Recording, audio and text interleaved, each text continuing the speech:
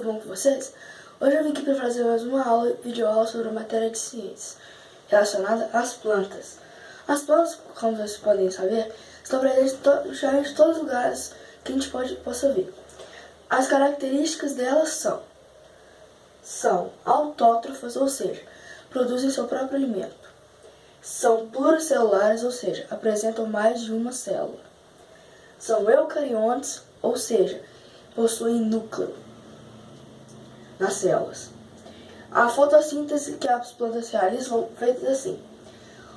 Os estágios são: primeiro, a planta absorve do substrato sais minerais e água.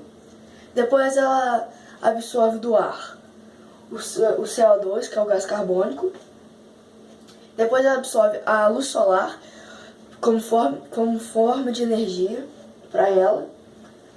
E depois ela produz os frutos, que na verdade são o C6H2O, H12 C0O, que na verdade é a glicose, e libera o oxigênio.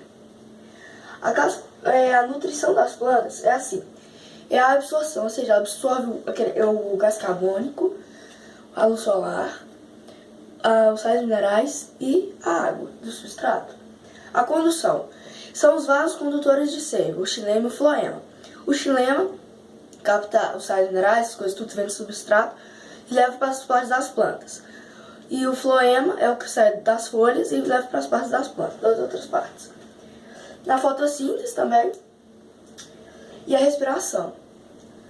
A classificação das plantas tem a ver, elas podem ser as briófitas, ou seja, são avasculares,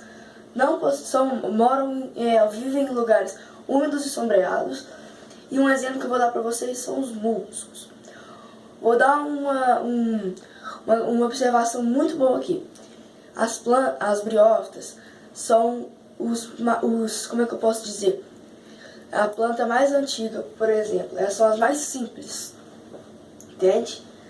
As pteridófitas são vasculares, possuem vasos condutores de seiva. Lembrando, avasculares não possuem vasos condutores de seiva. Não possuem frutos, sementes, flores igual às briófitas. São de médio porte.